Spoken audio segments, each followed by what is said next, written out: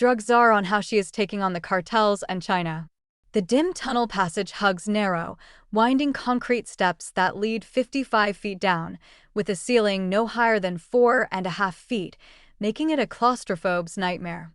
The underground passage stretching from Tijuana, Mexico, to a warehouse in California near the Otay Mesa port of entry known as By Four Less is about 2,000 feet long and features reinforced walls, rail, ventilation, and electrical systems. The U.S. Attorney's Office for the Southern District of California said on June 1st that the tunnel had been discovered during a Homeland Security investigation involving a suspected drug smuggling operation. Four people were charged with conspiring to distribute more than a ton of cocaine worth $45 million. Authorities said the discovery dealt a blow to the Jalisco New Generation cartel. Hundreds of millions of dollars of narcotics have probably made their way through this tunnel. Imagine the national security implications of that, drug czar Sarah Carter told host Jan Jekielek on a recent episode of Epic TV's American Thought Leaders. Power play. Carter said federal agencies have been turning to technology to help combat cartels, although she couldn't disclose details. She said the cartels' use of tunnels to transport illicit drugs shows that they are feeling U.S. pressure along the border. They're having a much harder time getting their product across the border because we've shut it down, she said. Carter attributes it to the Trump administration's whole-of-government approach to stop the flow of illicit drugs into the country, at the border and beyond. Carter was sworn in this January as the director of the Office of National Drug Control Policy, which coordinates anti-narcotics policy for 19 federal agencies. The office leads the Trump administration's effort to reduce illicit drug manufacturing, trafficking, drug use, and overdose deaths. Our Homeland Security task forces, now under President Trump, have the capability to do what's needed to cut off the heads of the snake, she said. Carter attributed President Donald Trump's efforts to close the border to illegal immigrants and designate cartels as foreign terrorist organizations as significant factors in reducing the flow of drugs across the border and ultimately driving overdose deaths. Yet Carter said the cartels aren't the only problem fueling drug use in the United States. Adversarial nationals are also part of the problem. We have adversaries that have contaminated our supply chain. We have cartels that couldn't care less, she said. Carter acknowledged the Chinese Communist Party's involvement in the precursor chemicals to make fentanyl distributed by the cartels. It is unrestricted warfare, she said. I have already spoken with Chinese counterparts about this. I have made it very clear that we understand, and we know where these precursor chemicals are coming from, and that it will not be tolerated. Carter said China has been put on notice to disclose such chemicals in shipments coming into the United States. Likewise, she has been talking to Mexican officials about safeguarding their own ports against the importation of illicit drugs. At U.S. ports, the government is also working to hold private industry accountable. If cargo ships are caught with precursor chemicals, then the federal government will hold them accountable, she said.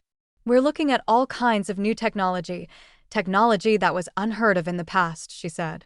How can we implement this technology to ensure that the cargo that is coming in is clean? Cooperation through strength.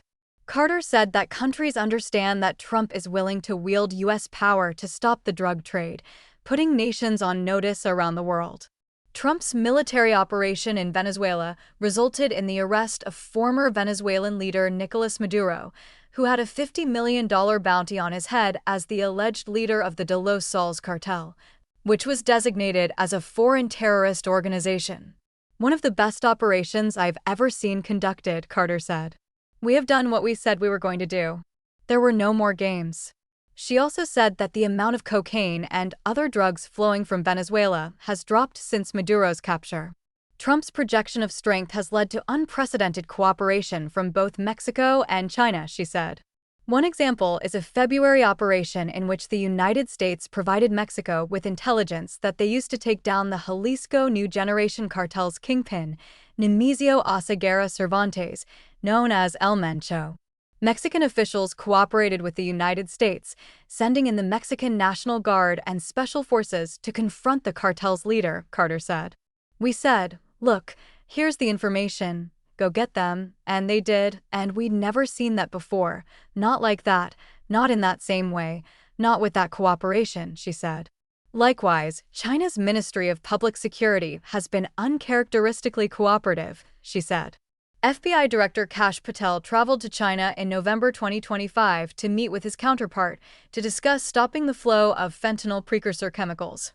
During Patel's visit, the Chinese regime agreed on a plan to stop fentanyl-related chemicals as part of its deal with the Trump administration to crack down on the lethal synthetic opioid.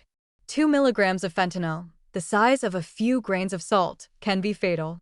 The drug has killed hundreds of thousands of Americans. Don't give up. Overdose deaths have been decreasing, but Carter said there are still far too many. She said 68,000 people died from drug overdoses in 2025, down from a high of 112,000 in 2023. Some have attributed that decrease to a reduction in the amount of fentanyl found in street drugs. Carter said she does not consider it an overdose when a person orders what he believes to be Adderall online and then dies because the pills are laced with fentanyl. This is unacceptable. This is the United States of America, she said. But the battle against overdose deaths can't be solved by government alone. Parents and family members need to communicate with their children and fight for their communities, she said. Protecting Americans from illicit drugs is part of national security, she said, and the federal government wants to help citizens and teach children principles for a drug-free America. Carter said she's investigating how faith and spirituality can help those struggling with drug addiction as part of the government's drug control strategy, noting that 83% of Americans believe in a higher power. I have a deep faith in God, she said. Sometimes it is the one place you can turn to.